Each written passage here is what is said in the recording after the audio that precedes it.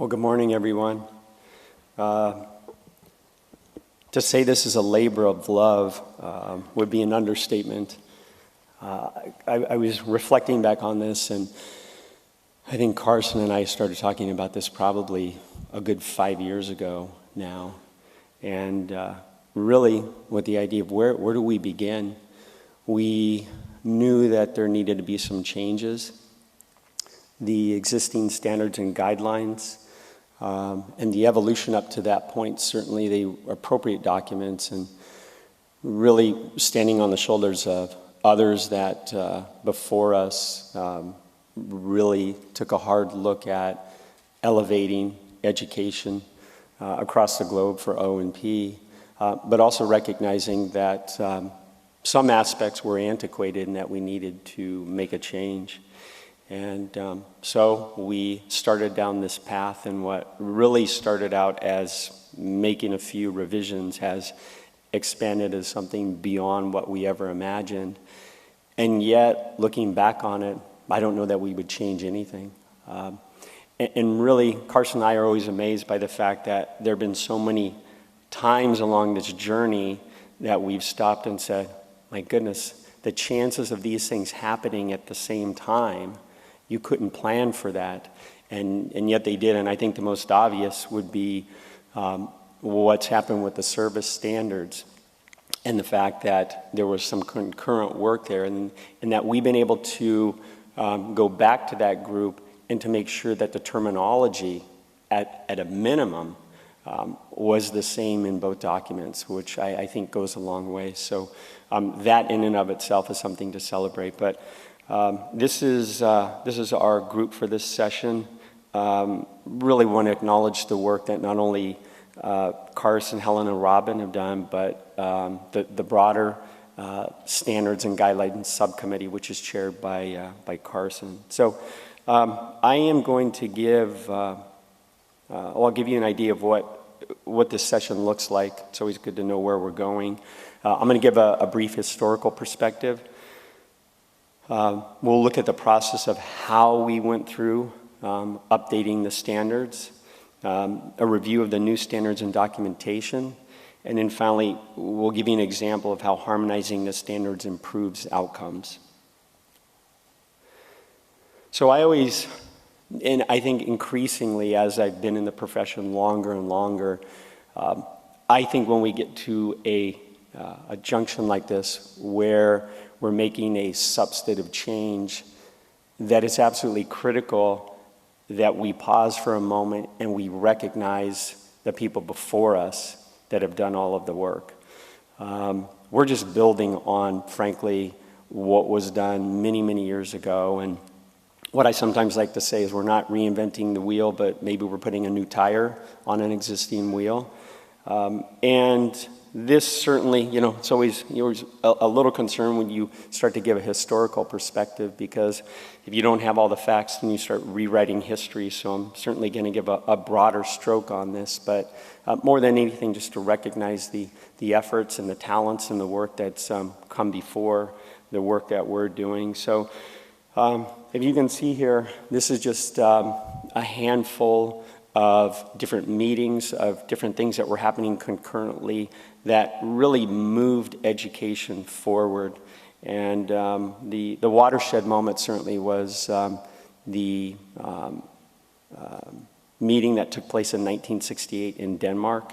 And around the same time you had work that was taking place in Tunisia. Then in 1974, preceding the First World Congress, there was a group that met that really confirmed that the work that was done at the Harte report, that this is in fact the direction that we needed to move forward with our profession. And then you move into Alexandria in 1990, where you start to see now the development of training guidelines, and then fast forward to 2004, where there was additional documentation that was created. So again, this is just a quick few snapshots. And this probably took the longest in terms of putting together my presentation, was this slide here. It's certainly not comprehensive, but what I tried to do is go through a number of these reports and at least acknowledge and put some of these names down of people that have really, again, done a lot of this work before. We're not reinventing the wheel. We're just trying to make that wheel a little bit better. So as you I'm not going to go through this list, but for people that have been in the profession for some time, you probably will notice some names here. But I just felt it important to at least try to capture as many of the names of the people that have done work before us. So this really, to quote John Hughes, he wrote a paper in the 80s, and he referred to this report and this meeting as the watershed moment for O&P education internationally. And having reviewed the document over the last few weeks, I would agree it probably is. And if anything, I had to do a double take when I looked at the report. That is not a lie. They met from July 1st through the 19th. So anyone that complains about a World Congress that's 4 days, it pales by comparison. So that's, the fact that they met for that long, in and of itself is amazing. But when you see the results of that meeting and the document that they put together, but really it's almost deja vu as you start to look at the things that they were reviewing. It's no different than what you've heard the last few days. So they, I'm going to have to look up here. The document specifies, and what they looked at was service provision. They looked at, in particular, various job descriptions, specifically the prosthetist, orthotist, and the technician level. Ethical standards, which always is a discussion in meetings. Education standards, curriculum, teaching methods, terminology, which still to this day we're having those discussions. Are we using the appropriate terminology? Is it conventional terminology? And then certainly the standards. When you do a deeper dive, I just tried to pull out some things that I thought were maybe not aha moments, but certainly, we're on the right path. These are things that were suggested back in 1968, and we look at these today and say, yes, in fact, we're on the right path. We're still looking at these. So a couple that I thought were interesting was this idea, again, put it into context. 1968, this group is meeting and saying, it can't just be an orthotist prosthetist. You need someone to assist the orthotist prosthetist. There needs to be a technician there. The other thing that they talked about back in the late 60s was this idea that really, if we want to make sure that people are trained properly, we need to elevate that education to the level of a university degree. And then finally, again, back in 68, they were talking about the importance of research, and this is a comment directly out of this report, and this was under kind of the suggestion category at the time, where they said research and development should be carried out in cooperation with surgeons, prosthetists, orthotists, engineers, etc. So that hasn't changed.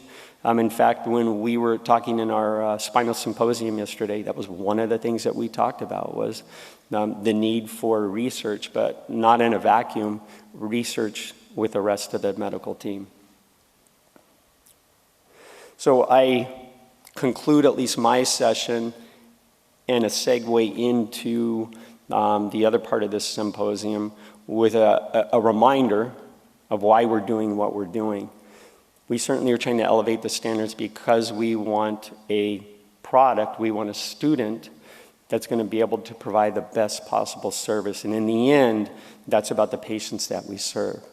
So with that, I would like to introduce our first speaker, which is Carson Harte. Carson is CEO of Exceed Worldwide. He is on the executive board for ISPO. He's the chair for the Standards and Guidelines Subcommittee. And any of you that have known Carson for any length of time know that he's very passionate about the developing world and to help those people that are in underserved areas. And that really has kind of been his mantra. And so Carson really has been the right person to lead the charge on this. So he is going to talk to you about how we made sense of all of this and the process that we use to move in the direction of developing a new standard. So please join me in welcoming Carson Harte to the lectern. Good morning, folks. All of the work that's been done, I have to say, which button is it? That one, the one that says arrow forward. The hard work that's gone into changing these standards would not have been worthwhile if it was going to be just another dusty report that would sit on a shelf and really not be used. But the history of these standards really tells us that the report will be eagerly consumed and will be eagerly implemented. It was really never part of ISPO's remit to set up a recognition process. And the fact that we have, I think, 60 schools either recognized or in the process of recognition today in a world where there's 176 countries in the United Nations really speaks volumes of the drive that has come from the community of P&O educators and P&O service providers to implement and get on with stuff. So it's on demand from the community with which we move forward.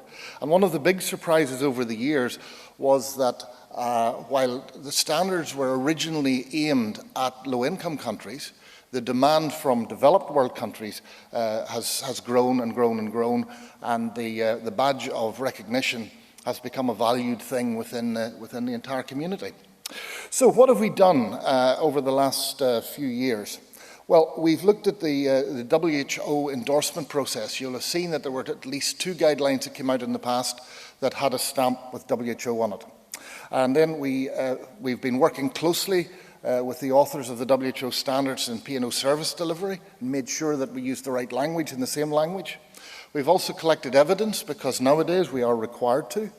And we've got ourselves kind of linked up with the International Labour Organization because we discovered that there was a really basic flaw in the whole process earlier on. We've looked at and examined the international qualifications framework and applied all of that.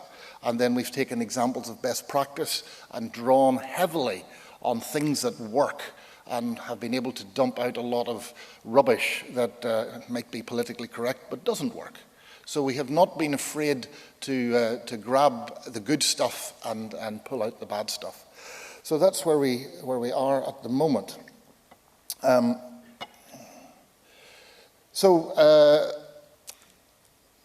2017, the WHO engagement process changed.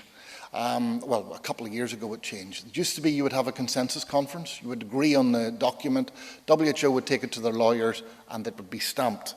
But if you attended the launch of the service standards yesterday, you will see that there is now a mandated process and that other slightly less formal process doesn't work anymore.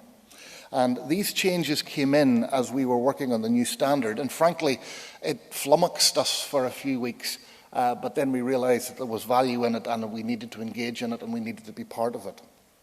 Under the banner of strengthening prosthetic and orthotic services, you can see the second column is health workforce. And a very, very important part of the workforce around P&O is how we train them, how we mentor them, how we support them. So getting this part right and getting it up to date with the new service standard was very, very important. In collecting evidence, we went to survey. I think about 4 years ago, we put out a survey to educators and a survey to practitioners. It turned into a gigantic task, and I have to say we behaved like every undergraduate student with SurveyMonkey. We collected far too much data and we almost drowned. But the key findings for that were that there was very poor understanding of the old classifications. Category 1, Category 2, Category 3 that most of this audience are familiar with really didn't mean anything at all outside of the profession. It barely meant anything within the profession, and it had some traction, but not much with educators. But basically, it was our own little corner of the health personnel world where we had our own nomenclature, our own terminologies, and the rest of the world didn't understand what we did. And that in marketing of any profession or anything is suicide. There was poor transferability between masters, bachelors and diplomas, and there was no direct links and comparability to the other professions. So we also discovered early on that within the International Standards Classification of Occupations, a document that is produced by the International Labour Organization, we figured out that prosthetics and orthotics were very badly defined. There had been anecdotal discussions that prosthetists and orthotists had been somewhere left out of the whole process, but actually it was worse. There's only one thing worse than being forgotten about, and that's being included, but included badly. And we were locked in with dental technicians and denturists, and very much in a unit group, in broad group 3, which means that people who work but do not work autonomously. And so we were very much constrained by that. So we looked again at as we looked at the definitions within ILO, and we looked at the International Labour Organization definitions, by a process that took about 9 months, we arrived at some definitions and new names. And you will see that it's been decided that the old Category 1 is now simply called prosthetist-orthotist. Now, we haven't begun to tackle the issues of translation and different cultures. That will come later, and I'm sure it will be a can of worms. But the old Category 2, we felt after a lot of debate that the right terminology for the old Category 2 was associate. And assistant was bandied around. It wasn't felt to be strong enough, but we felt there was a good understanding in the English-speaking world, at least, that associate was appropriate. And then, of course, the prosthetic orthotic technician. So we want to get away from those. And the definitions we've come up with, you can read there. I don't have time to plow through them, but I've highlighted the most important part. We believe that a prosthetist orthotist who's properly qualified and properly mentored and properly trained should be able to work independently, using the science, using best practice, using the evidence to go forward, and should take their place as the expert in the team that knows best about the design and the prescription of the prosthetic and orthotic device. When we looked at the definition of the Category 2 as now the associate, we see that the associate should work and be supervised as part of the team. Ideally, a Category 2 or associate would work for the bigger guy, but where the bigger guy doesn't exist, then works as part of a multidisciplinary team. Now, that might sound a little controversial, but it's actually only a reformatting of what was said in the 2004 WHO documentation. So there isn't a drastic change. There has been a subtle change and more of a clear definition of it. The technician remains as a technician, works on the fabrication of the device, but works under the supervision of the others. So, where are we with International Labour Organization? The International Labour Organization publishes this huge document, which really is the best antidote to insomnia you've ever possibly read. It comes up for revision approximately every 10 years. And if the timetable is correct, they're due to rewrite it in 2018. It is a document that defines every job in the world, except the ones they don't know about.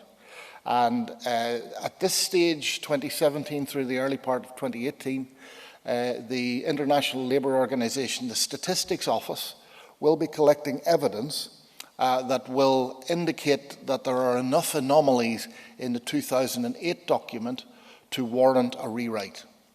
So we've just started this process. We had meetings with ILO in February. We reviewed the process we've completed to get to this new standard. They like it. And we've learned a lot about their process of rewriting their definitions. And they've asked us to give them information about the size of the profession, about the spread of the profession, the need for the profession across the world, and the shortfall in capacity. So we have just formulated a simple 5-question survey which will hit your inbox sometime in the next few days. And we would ask you whether you represent your country or whether you just know what's going on in your country.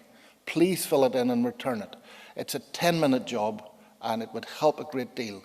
Now, I don't mind if we get several responses from the same country. It actually would be quite nice to look at the data from different informants and see if there's good correlation. That would be very helpful. So we really would like you to do that, and we need that. We need to put that out in the next few days, and we need to close it down within about 6 weeks. So when we get to the International Qualifications Framework, this is a movement that started about a decade and a half ago, and it looks like virtually every country in the world has signed up. And to put it simply, it's a framework whereby degrees, masters, PhDs, diplomas, certificates, etc., are broken up into usually 10 steps, and those 10 steps create from there outcome-based curricula.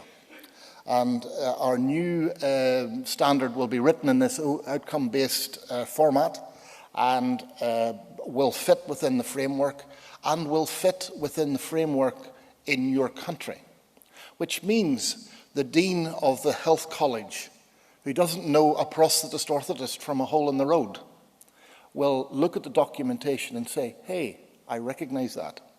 That's half the battle. And I think one of the big steps forward with this standard is that we create a set of documents that are mainstream, where we don't have to explain what a Category 1 is, what a Category 2 is, what a Category 3 is. We don't have to explain anymore that we're no longer technicians who work in the dark in the basement, but we are health personnel, we're health professionals, and that our curriculum, when you open it up, is something that you'll recognize. So that's the broad basis of the framework. I'm going to pass over to Helen Cochrane. Helen is the person who sat down and actually wrote the standard and brought it back to the committee. She's done the heavy lifting in this, and I would like to congratulate her on the work done. And Helen is going to go into a lot more of the detail of how this looks and how it will perform. Thank you very much. Thank you, Helen. Good morning. I'm going to have to use my presenter notes. Let me see if I... All right. So I think you've heard a lot this morning about all the different steps that we've taken in this process. And essentially over that process, we learned that we had a lot of help that we could give schools and a lot of direction that was needed to help at a higher level. So this package of documents that will become the policy that sets standard for education, it includes a document is obviously the global standard. There is a rubric for marking schools. There's an evaluation template, and there is a site visit tool, a guidance for people who are doing those site visits. Anybody who has ever been an evaluator of a school or been in a school that was evaluated, you understand that there are a very large number of people that are involved throughout this process, and a lot of time is invested in human resources to ensure that people are meeting the standards. We include here in the shot that's up there is when we did the Philippines school. At the time I was in leadership at the school, but we have deans of the college, we have service users, we had the ISPO evaluators. So hundreds of human resource hours were committed to this process, and I think it's the same for every school. So I think we, as ISPO, have a responsibility to use effectively the time that we ask people to commit to it. So the volunteers who come to your school and look at what it is you're doing, we need to use their time efficiently as well. So we've hopefully developed this process that is a bit more objective and a bit easier to fill in. And my job today will be to introduce you to that package. I will not read the standards from start to finish. They're very interesting, so you might enjoy a read later on. But today I'm just going to introduce you to what those documents look like and what kind of content you'll find in there, and essentially what it is they're trying to help you to do. So the standard itself is a narrative format. It gives you the background, and it describes how the different occupations relate to each other. It applies to all levels, and we do provide a list of required content, although unlike in the past where we said you must have 60 hours of anatomy, we don't require that now. You must meet the competency, and the school should demonstrate independently. There are areas where we suggest that might benefit for a number of programs but are not required. So the first section is the explanation that should give you all of the background and all the content that you need to explain to policymakers, administrators, why it is that you need to use these standards, and how they were developed. The second section is the actual standards for the program. This section is split into 5 sections. Section 1 focuses on graduates, and it asks about the competency of graduates. There are a summary of 11 items that are each broken down, and I'll go into that a little bit more later. The other 4 sections look at policy, procedures, and processes that are in place in the institution. The various sections focus on the responsibilities of the various actors in the education system, and that is the students, faculty, educators, and administrators. We hope that that will be a place where it helps your programs to communicate and to work towards improving your own programs. The final section is simply the core content, the required academic subjects, elective content, and the code of ethics. It doesn't provide units of time. The rubric, I am skipping along here and none of you are seeing these slides. Sorry.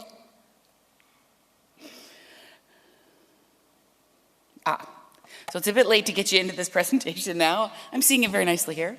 The rubric is the scoring tool that evaluators will use to decide whether or not your program is meeting the service standard. So if you get a 0, 0 is the worst mark you can get, and it means that you have little or no evidence to support what it is you've been doing.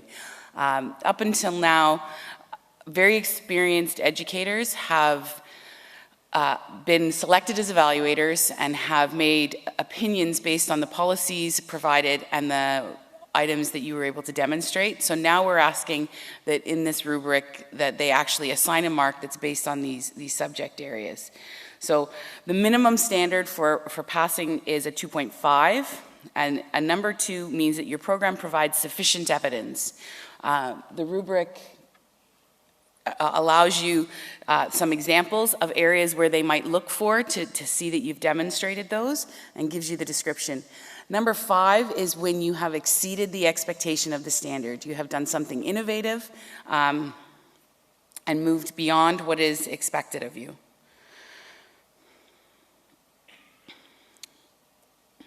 The rubric also gives an opportunity for programs who experience barriers. Either they're in the process of developing something or they have a specific barrier that they're working to overcome, so that you can still get marks if you know what you need to do.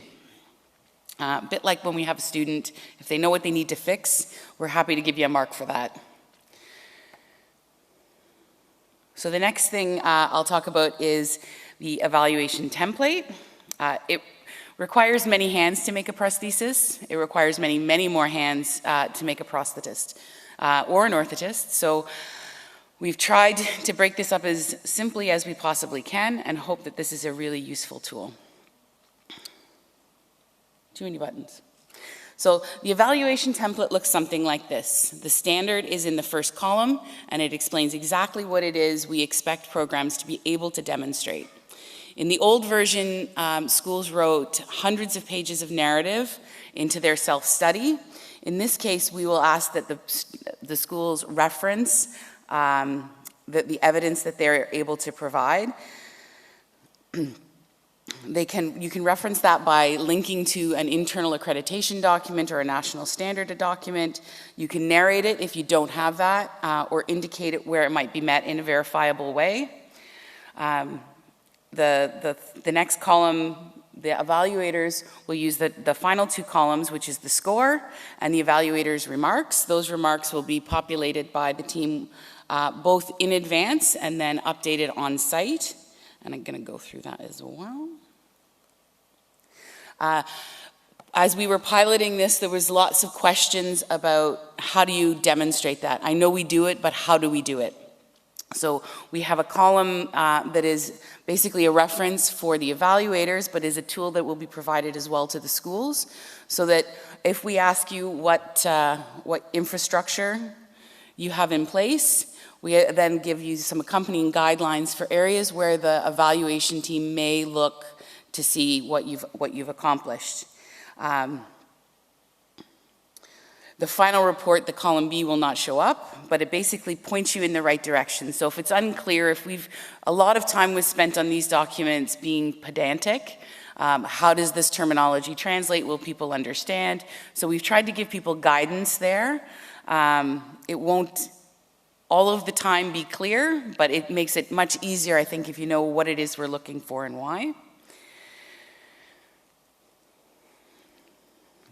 The evaluation template, the scores will automatically add up. Each individual section has a number of subsections that summarize for each population, and then total at the end for your mark of 2.5.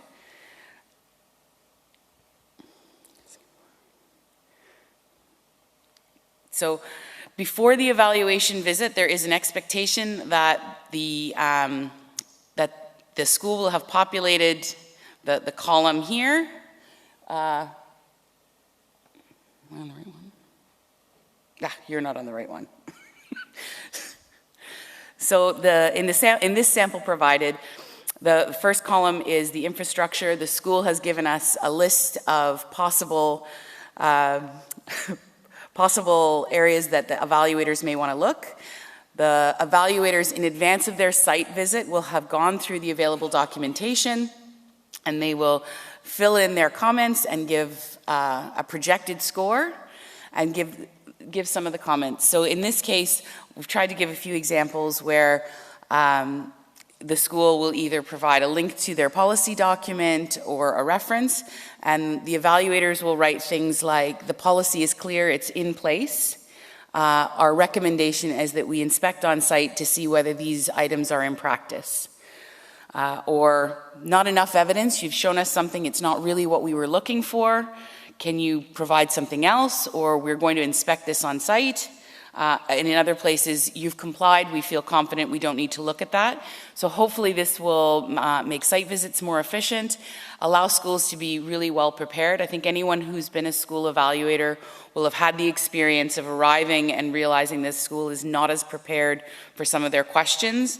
If you've been a school that was evaluated, you know how sweaty your eyebrows feel when the evaluators come and ask you for something that you hadn't expected to be asked for. So hopefully this will be a process that will be populated and both sides of the team will have access to it in advance of the site visit, so that hopefully it's a positive experience for everyone involved, or more positive. In the maybe I should go back there one. If you'll notice down at the bottom, there are two sheets. There's an evaluation, can you see that? The bottom of the slide is cut off, so I will go forward. There are two sheets. There is the evaluation template, and then there is a competency sheet that breaks things down into more specific outcomes. In the first section, the graduate competencies, those 11 competencies, the main ones, are all split into sub-outcomes, and they are separated, you'll see in the very top column, the top arrow there, you can see that we've got P&O technicians, associate prosthetist, orthotist, and professional prosthetist, orthotist. And the columns in pink, that you can see where the second green arrow is. All of these outcomes, all of these competencies are on a gradient for what you need to know at the various levels of training, and that they should be there and referenceable. I think essentially all of the graduate competencies apply to all levels, with the exception of the only clinical outcome which doesn't apply to technicians. But we hope that this will make it more clear for policymakers and other individuals who are trying to figure out what kind of course they should run and what level they should be applying to.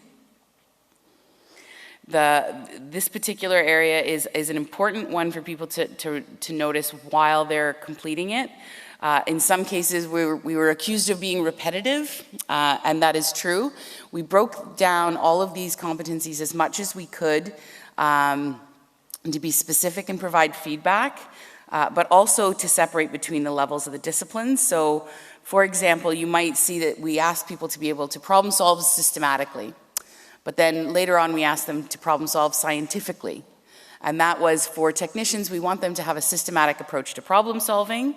For a professional prosthetist orthotist, we expect them to be able to use evidence-based practice to go to resources and make a more objective choice than simply being systematic.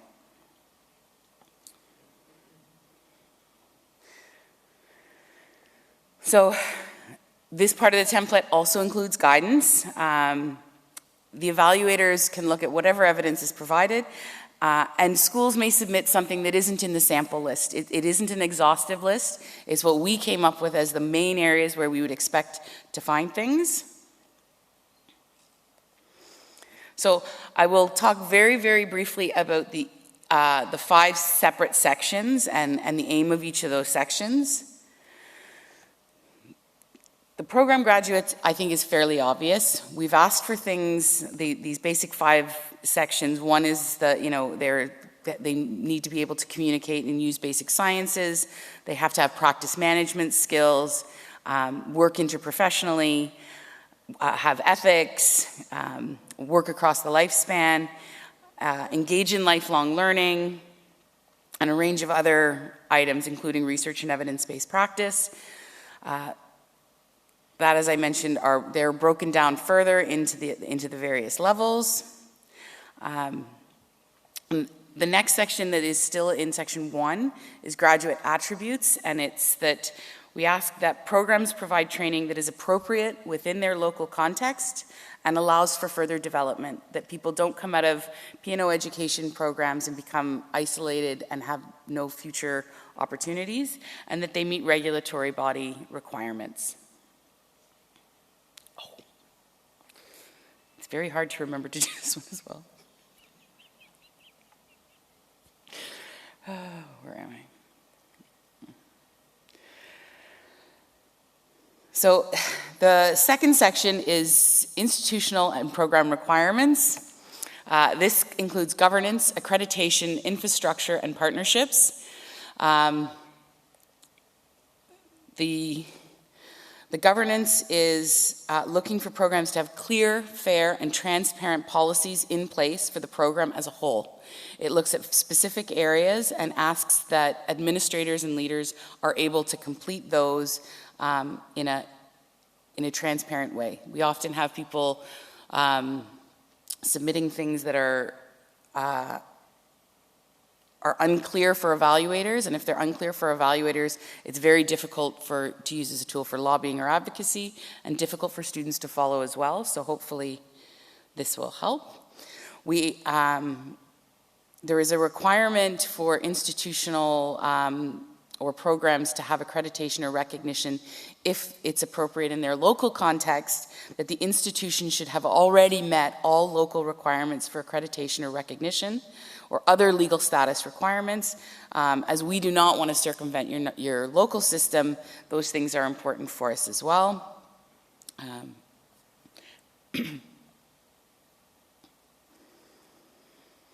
We have questions about infrastructure, so all the things that are, people, places, and things necessary to manage and sustain a program.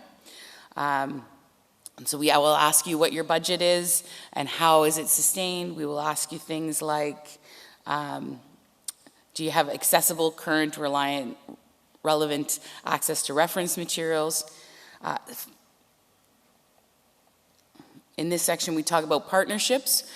Programs are asked to recognize that prosthetics and orthotics does not work in a vacuum. We're a multidisciplinary team.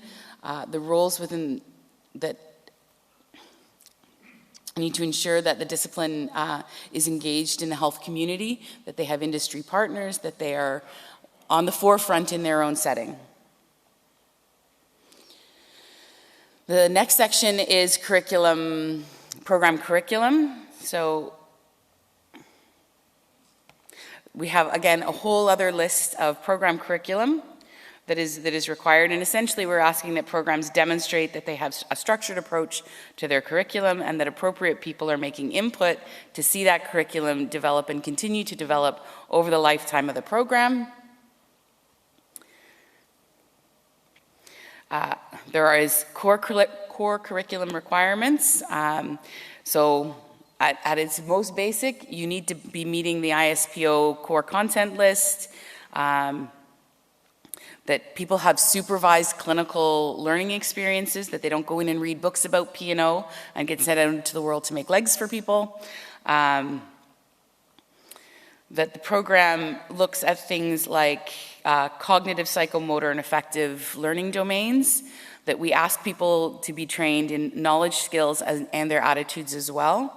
I think one of the things that we see on a daily basis are human beings who need us to be empathetic, objective, and supportive.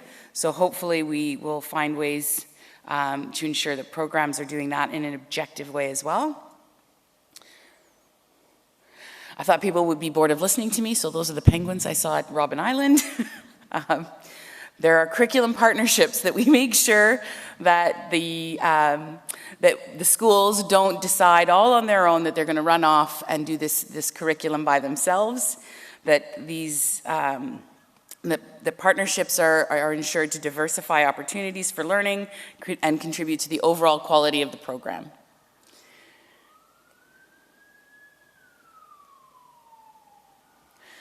That there is a process for assessment of students, that evaluation is fair. It allows opportunities for students to use feedback that within the evaluation period.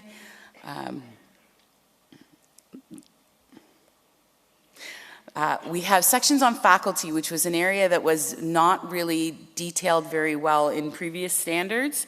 We've separated those into academic, clinical, and professional, the professional development of faculty. So in the academic faculty, the standard separates academic and clinical faculty with the aim to set the expectation that P&Os are included in leadership in faculty, that there are going to be people that work in the system or should be working in the system that aren't P&Os, but that those people have some knowledge of P&O as well. We ask that leaders hold relevant degrees at or above the level being taught, and that the faculty in the academic section have training and mentoring in education methods and materials. Oh, I've just done it again. So clinical faculty must have a minimum clinical set of experience and must have support to develop as teachers, that clinical P&Os supervise clinical teaching. We wanted to make sure that people were not, there's often an imperative in the academic setting for people to have multiple degrees and to focus on developing their research. So sometimes in P&O, that means people graduate and only ever go back to school. We want to make sure that those individuals have at least 3 years of clinical experience, and that there is an opportunity for professional development of faculty, that institutions support the development of faculty, and in turn, faculty supports the program by using those development opportunities to enhance either the core curriculum or the policies and procedures in place in the school. I think it's important that the right people are in the right place, having opportunities and doing the right things. And the last section in the standard is program admissions.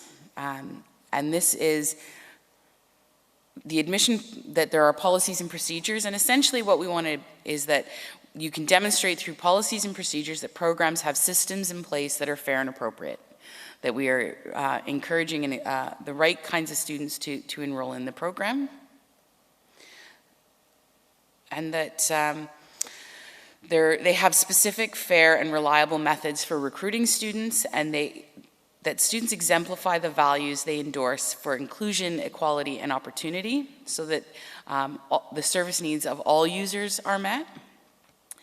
And the final document that I'll talk about today is that there is a site visit manual that will tell you who we want to talk to when we come to the school, what kind of questions they're going to ask, and that's really intended to be an explanation of what goes on during the process and helps people to work together.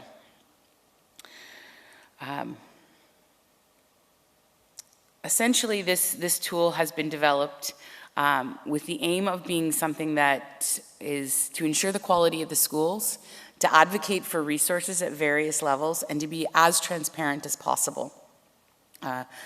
It lists what's expected of programs, and it aims to support those programs to continue to develop. I think throughout our piloting process, one of the things we've heard most often is people looked at it and went, "What?" And then as they read it, said, "You know, I've been looking for that. That's exactly what my administrator wanted to know," or "They told me I couldn't have money for that because this wasn't included. This wasn't important." And we're hoping that by giving these very specific standards, that will be able to be a tool for advocacy within your program and at higher levels. There are some things in this program that people will think are very obvious and very repetitive, and there will be some things that schools will struggle to meet. That is the nature of development and self-reflection, whether that's in your school or in yourself.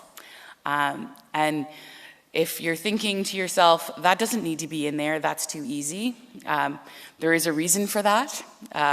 There's a reason if you've ever seen the manual inside the toaster that says, "Do not make toast in the bath," it's because somebody's done it. Right? So we're trying to avoid people making mistakes that don't need to happen. At the end of the day, I think what is important is, again, to remember that these standards are here to improve the quality of lives of people who have access to our profession. This is a young girl I met in Cambodia, and at 8 years old, she'd never sat up and came to us for ankle-foot orthotics. We didn't think that perhaps that was the best solution for her, and through a lot of hard work and a lot of teamwork, a little girl who had spent her whole life being propped up on her grandmother's lap was able to get a wheelchair. Within a month of having a wheelchair and AFOs to help position her feet, she was enrolled in school.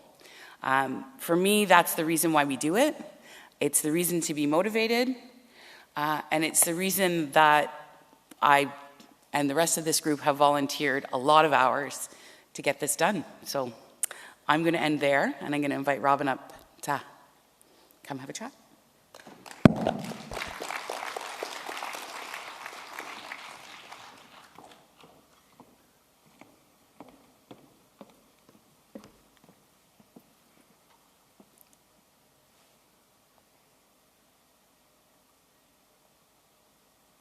Good morning.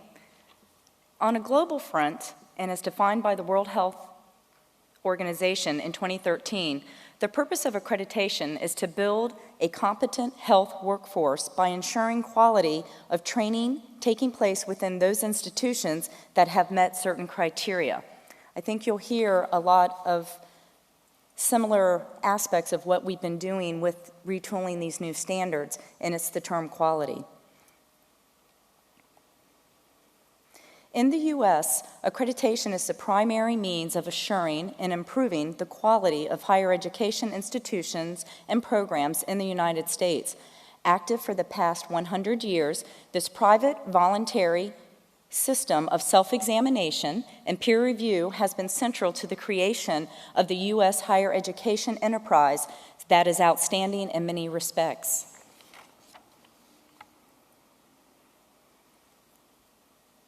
Specifically, in the U.S., accreditation is the oldest and most pervasive form of quality review. It is the nation's most powerful signal to students and the public. It is a central feature of a U.S. higher education enterprise. And finally, it is vital to providing federal funding to students. Accreditation offers educational quality assurance to students, governments, ministries, and societies. For the accredited body, this recognition serves the purpose of instilling public confidence in the program, institution, or organization. The P&O profession in the U.S. saw the importance of defining structured education and started developing formalized P&O education standards in the early 70s. P&O, however, was not engaged with accreditation at a national level. In the 90s, there was an environmental changes going on and occurring, so the profession reviewed the process of how prosthetists and orthotists were being educated.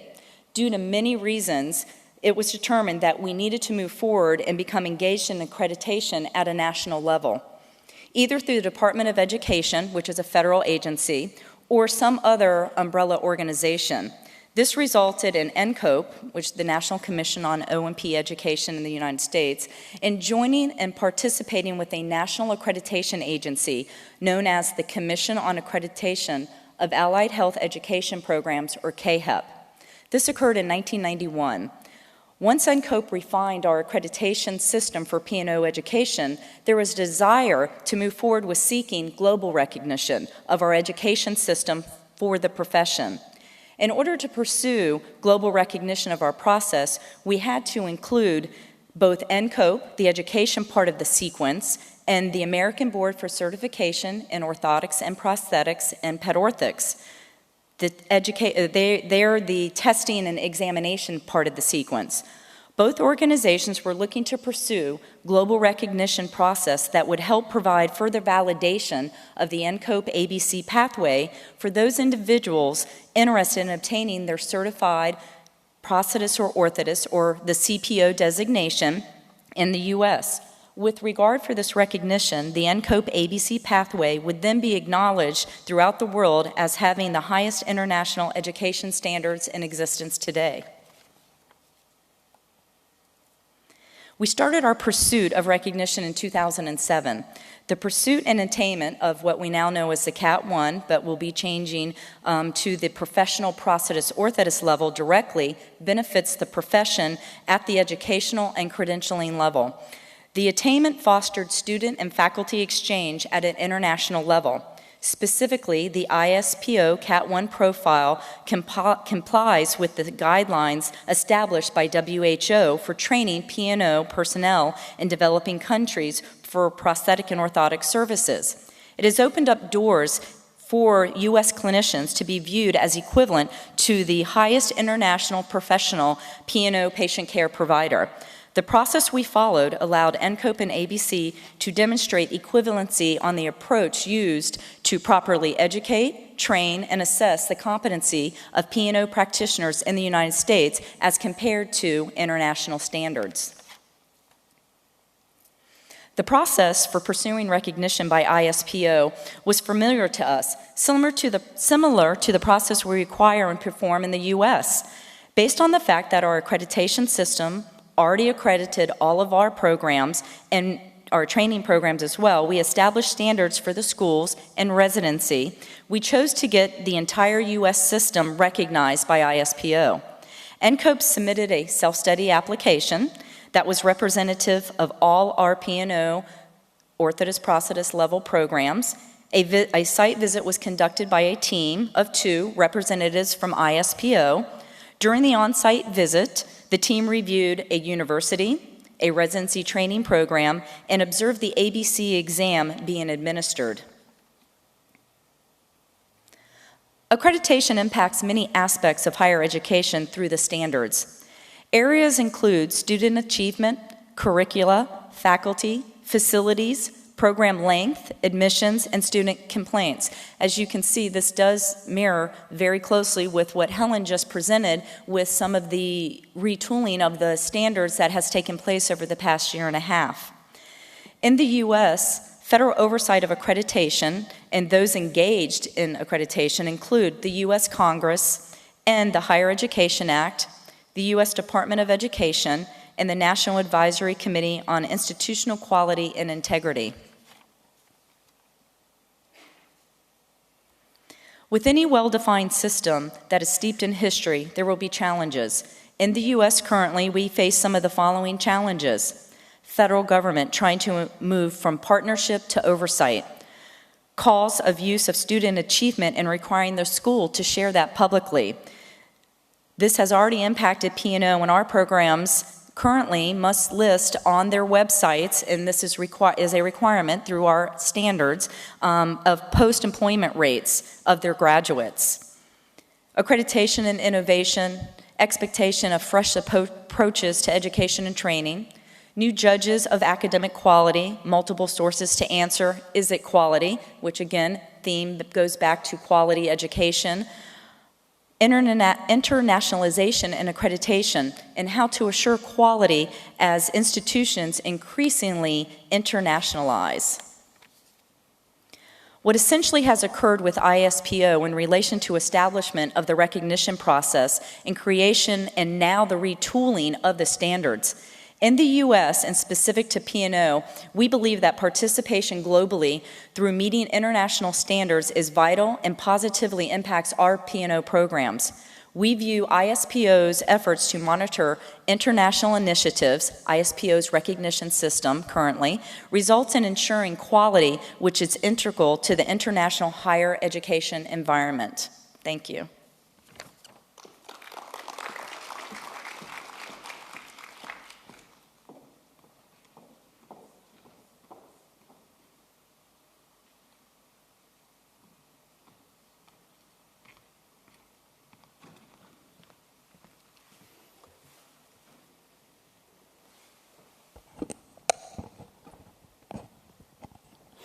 This right here is a timeline slide showing you the anticipated progression of the movement towards putting all of this into place and making this a reality. What I'd like to do now is open this up for Q&A, but I do want to make one comment or introduction. We didn't introduce Robin Seabrook, and I had actually approached Robin a number of years ago. And Robin and I, in a former life, I had worked as the chair of NCOPE, and we worked together. And Robin is a friend, mentor. Just really have learned a tremendous amount from her, and we worked together on movement towards the masters in the U.S. And when she agreed to come on board, she thought she was just going to come to nice places around the globe, but we reeled her in, and she's been really a workhorse for us. So we really appreciate her being on the Standards Committee. So with that, we will open it up for Q&A. Yes, John. I'll do runner. No, got a runner.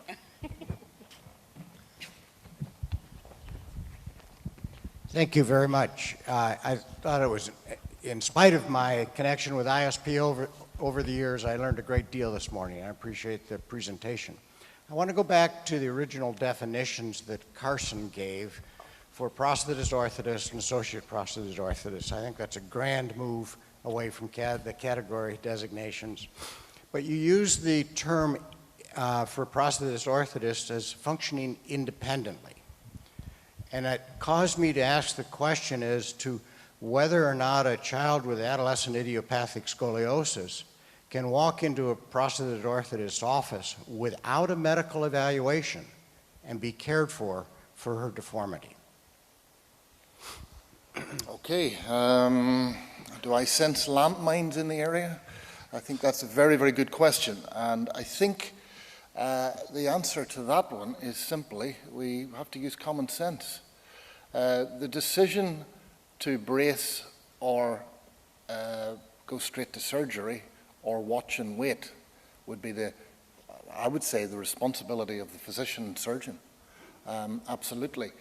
But when it comes to the design of the device, the design of the brace, then there's a lot more responsibility right then on the prosthetist orthotist, in this case the spinal orthotist.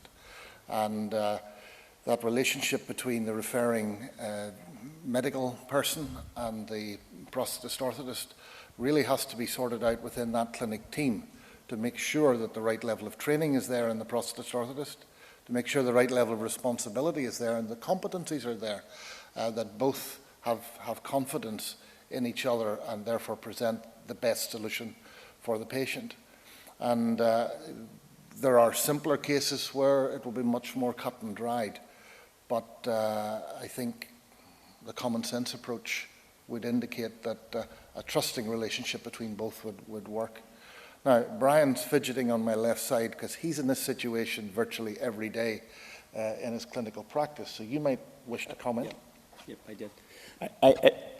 John, I think it's a great question, and to probably clarify a little bit more, really when we look at this, I would say that the three levels are in the context of one another. The assumption, and maybe we need to build this in to spell this out more in the new standards, is that the prosthetist orthotist is working under the purview of the physician. I think that there's things that the physician sees that we don't see in terms of differential diagnosis. So I think that's foundational. When we talk about independence, it's at the level of once that physician's order, that prescription is written, it's under that umbrella that the orthotist prosthetist is making independent decisions.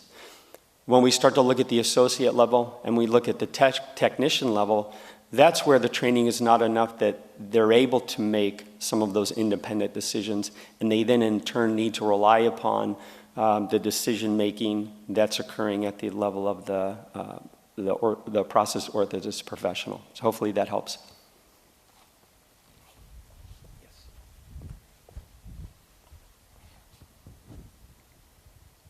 Good morning. Thank you all for your excellent presentation. I'm Seabrook from University College Thomas More. I strongly believe that one of the competences of a orthotist, prosthetist, is to be well aware of his own limitations. So that's part of his education. He knows which limitations he has. So once he knows that he has to consult someone else, that's part of his job. Or do I see that wrong?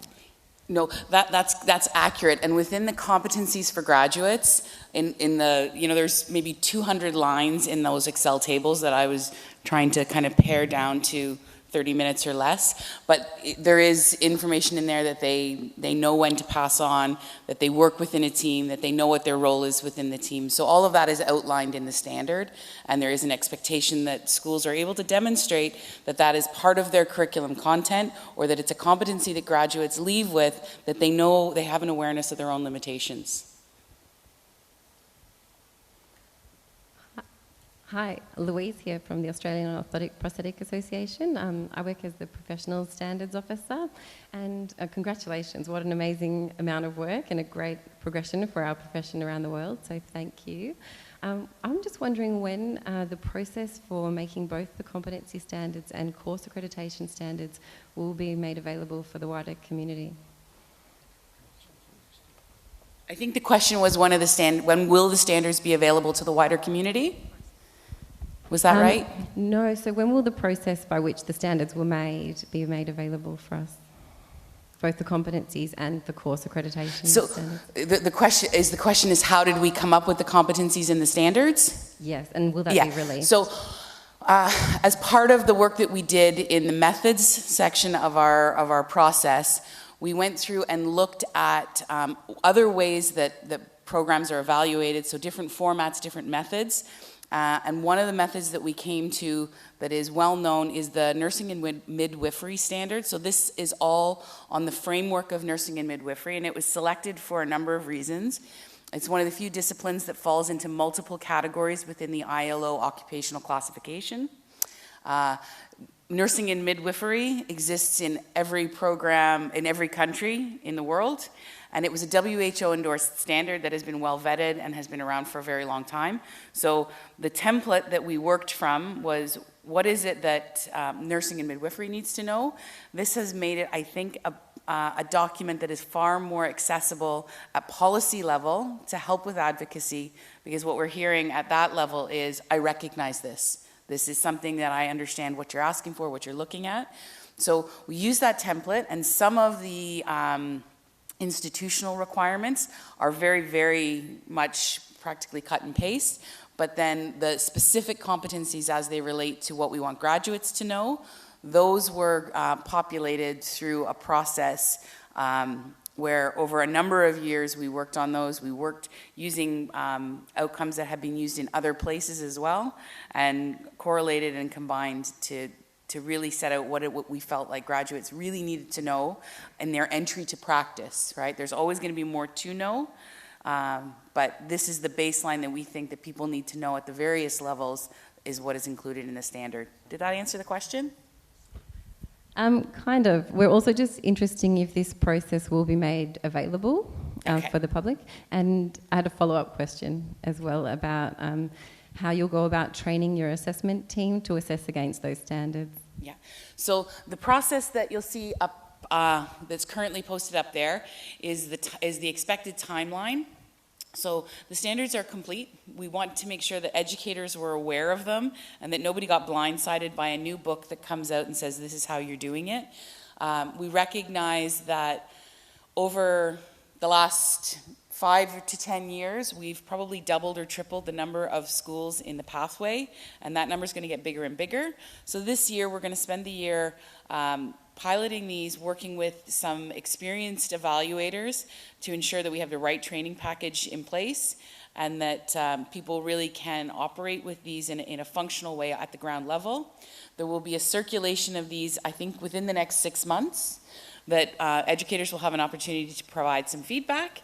And then at the GEM meeting that's scheduled for September 2018, there is an expectation at that point that the standards, anyone going forward from there will be working from the new standard, and we'll have an opportunity at GEM to do a training package, and we will have some webinars and some other training packages that will happen in the meantime, but then larger processes as we go forward.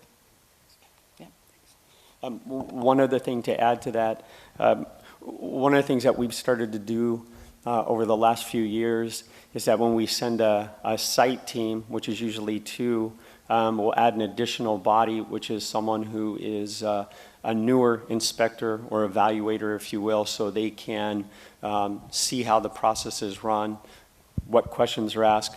But that still doesn't get us to where we need to be, and so what we'd like to do is put some training packages together. We're looking to work with our e-learning subcommittee where they would put that online, so all of our existing evaluators would have to complete those modules, and then any new evaluators would also have to complete those modules.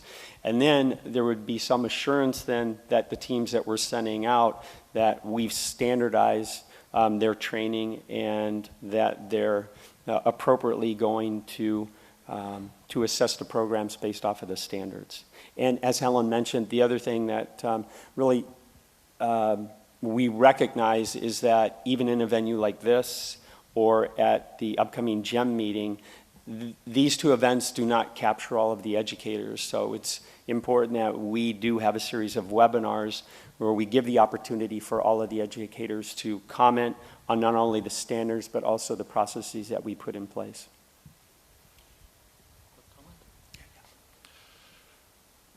This all looks very complicated and perhaps a little alarming, but in our hearts we are trying to design a process that matches the process that many of you undergo with your own government and your own university. So that there's not 2 formats and 2 sets of data being produced. In our first 4 consultations with selected schools, that proved to be the case. And everyone from dean to lecturer recognized the format and had 90% of the information already on a hard drive. So we believe it will be much more rigorous, we believe it will be much more repeatable, we believe we'll be able to stand over our opinion in a much more realistic way, and we believe it will make your life easier as educators, and that's our purpose. I've got a question here. It's Anthony Francis. Again, guys, thank you so much for all the work. It really is a huge amount of time that's gone into this, and I really respect that and appreciate it. My question is in relation to the terminology change, and I think we all agree that the Cat 1, 2, 3 kind of terminology was not very clear or helpful or broadly accepted. And as we change to this new implementation and a new set of terminology, I guess I'm interested in how you see that integrating and that sort of transition period. For example, if a program was provided a Category 2 recognition for 5 years in 2016, do you see sort of this as a direct equivalence? So a Cat 2 from 2016, can they put in brackets, associate P&O program till 2000 and whatever? And so I guess there's going to be those sort of teething issues with how we communicate that both within schools and moving forward.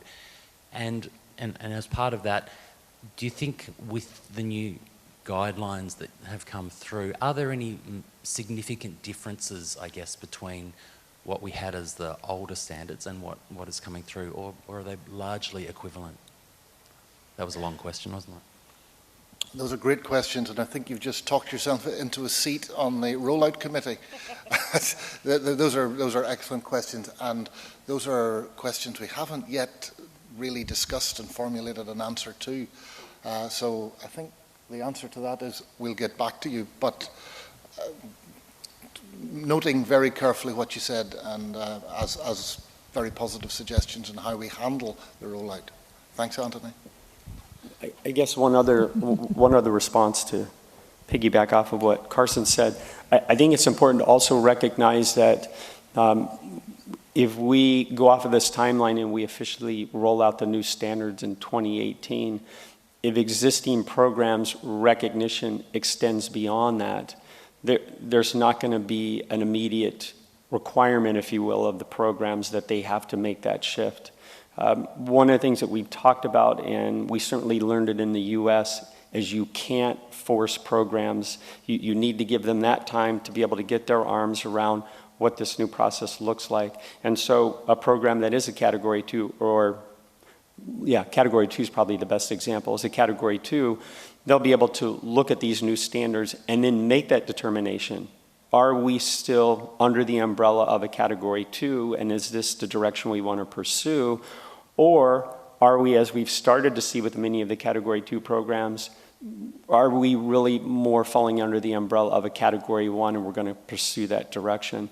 But there certainly won't be an immediate push that the program has to fall under these new standards. I think as their accreditation cycle plays out, that's when the expectation would be that they then fall under the new standards. Otherwise, really, I think we set programs up for failure, and that's not why we're doing this. I mean, we're really here to support programs, and we're hoping that, as Carson alluded to, that this process actually helps the programs.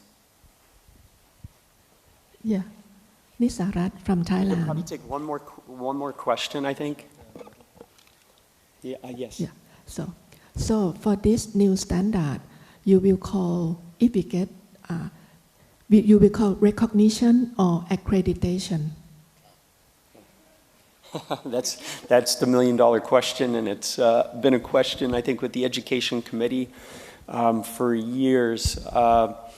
There was always a concern about the terminology that we were using.